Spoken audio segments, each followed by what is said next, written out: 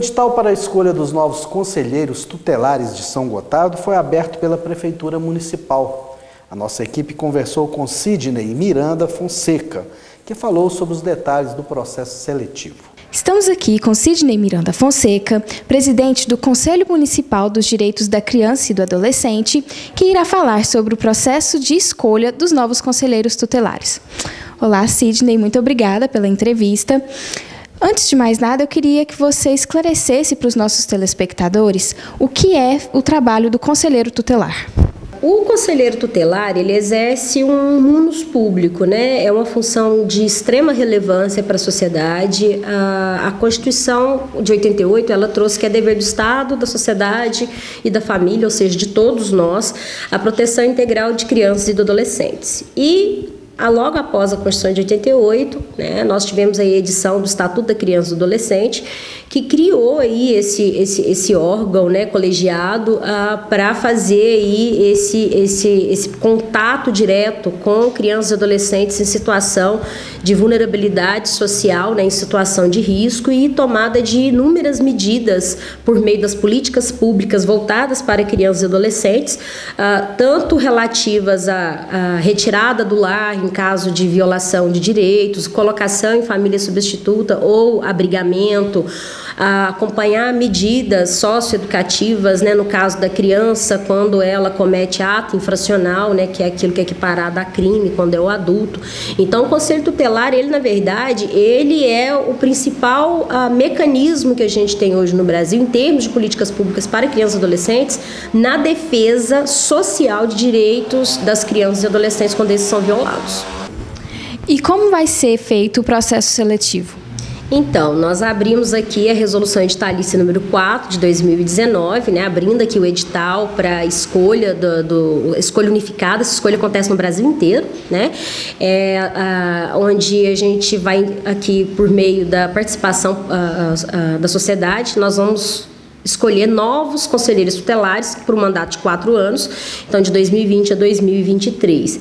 Esse processo ele é composto de algumas fases, né, que vão aí analisar se o candidato ele tem perfil para o atendimento que é necessário para essas crianças e adolescentes em situação de vulnerabilidade social.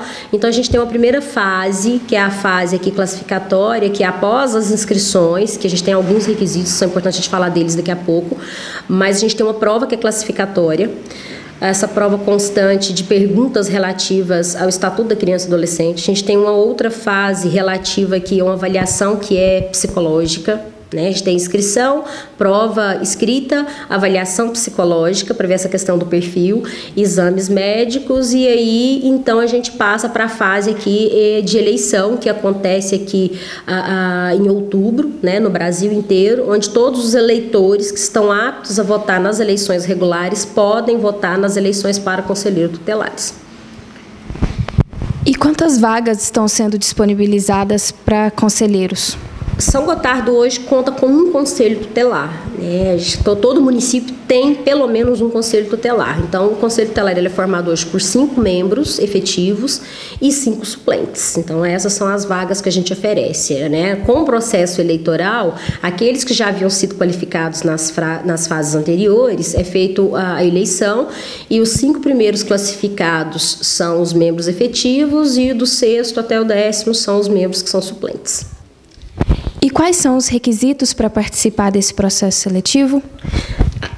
Ser maior de 21 anos, apresentar documentação relativa à idoneidade moral, né, que a gente pede uma série de certidões da Justiça Estadual, da Justiça Federal, certidão de antecedentes aqui junto à polícia, né, a Polícia Civil. Essa pessoa ela precisa comprovar a experiência com crianças e adolescentes. O edital ele traz aqui atividades que são transcritas como de experiência, né, de no mínimo 2 anos. Então, exercício de atividades profissionais como professor, pedagogo, gestor escolar, o trabalho na assistência social, o trabalho na área da saúde, trabalhos voluntários, né, alguém que trabalhe, por exemplo, para uma associação de bairro que faça algum tipo de trabalho com esporte, por exemplo, voltado para crianças e adolescentes em situação de vulnerabilidade social, comprovando aí essa experiência de 2 anos, provavelmente terá a sua inscrição deferida para participar aqui do processo. O candidato, ele também precisa residir no município há pelo menos 2 anos e o nível de escolaridade exigido para esse edital é de nível médio, né? Essa questão do tempo de residência é porque a pessoa possa ter ciência dos problemas que acometem a sociedade de São Gotardo, mas se for alguém de fora, ela provavelmente não vai se deparar ou não vai conhecer a nossa realidade. E qual é o período de mandato desses conselheiros eleitos? É para o próximo conselho, né? Eles são empossados em janeiro de 2020 e esse mandato termina aqui em dezembro de 2023, um mandato de 4 anos. A remuneração do conselheiro tutelar hoje ela é da ordem de R$ 1.634,05, mais o recebimento de R$ 4,00 por hora de sobreaviso cumprido, já que o conselho tutelar, como a gente já havia conversado, ele trabalha 24 horas por dia. São 6 horas presenciais e todos os conselheiros, os membros efetivos, né, eles trabalham no sistema de rodízio com plantão, porque infelizmente a gente não tem hora e nem local para violação de direito de criança e adolescente. Então eles têm que trabalhar 24 horas por dia nesse sistema. Qual é a data de inscrição? Então, as inscrições elas já se encontram abertas, né? Elas vão do dia 13 de maio até o dia 29 de maio. As inscrições elas acontecem de 13 às 17 horas na sede dos conselhos, que é na assistência social. O endereço aqui é Rua Olímpio Gonçalves de Rezende, número 103. Né? Pode procurar aqui a assistência que tem uma cópia do edital para quem não teve acesso, para verificar se preenche aqui esses requisitos, porque eles têm que ser todos documentados e comprovados. Isso é passado por uma comissão eleitoral que foi nomeada especificamente para esse processo e que só depois da prova da documentação é que a gente passa aí para as outras fases do processo. E qual o valor desse processo seletivo? Olha, não existe um valor de inscrição, né? As inscrições, nesse caso, elas são gratuitas. O candidato, ele realmente só tem que preencher a documentação, as fichas que estão disponíveis aqui na Secretaria do Conselho. Ele não precisa nem trazer essas fichas, elas são disponibilizadas pela Secretaria dos Conselhos. E a documentação que ele precisa juntar, né? Uma declaração das atividades, do que ele efetivamente fez para comprovar essa experiência, a documentação das certidões, coisas bem comuns em concursos públicos, né, em outros certames. E qual é a data da prova? Para aqueles que tiverem a documentação e os requisitos preenchidos, eles serão convocados aqui para a prova, que será realizada no dia 14 de julho.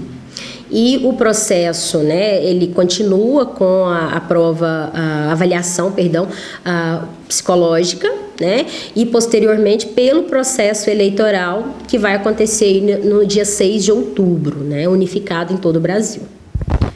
Bom, Sidney, é isso.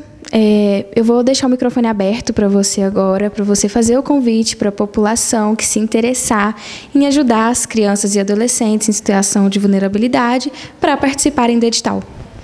Então, eu acredito que toda vez que a gente se propõe a realizar um trabalho envolvendo crianças e adolescentes, o primeiro requisito é você realmente ter o dom a interessar pela situação de vulnerabilidade social.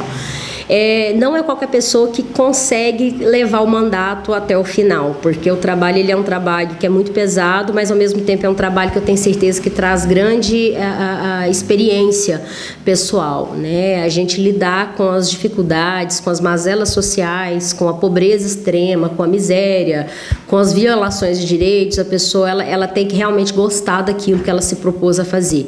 Porque é um trabalho muito duro, muito duro. As conselheiras, elas estão sempre aqui submetidas a um estresse no cotidiano, porque lidar com o problema do outro, e aqui não é um outro adulto, é um outro criança, é a criança que teve os seus direitos violados, é a criança que foi vítima de abuso, é a criança que foi negligenciada, que foi vítima de espancamento. Então, você fazer esse atendimento, e é o conselheiro tutelar, quem está aqui na nossa... Eu costumo falar que as conselheiras são o nosso escudo, né? É aquilo que está na nossa linha de frente todos os dias na defesa aí desses interesses dos menores, dos adolescentes.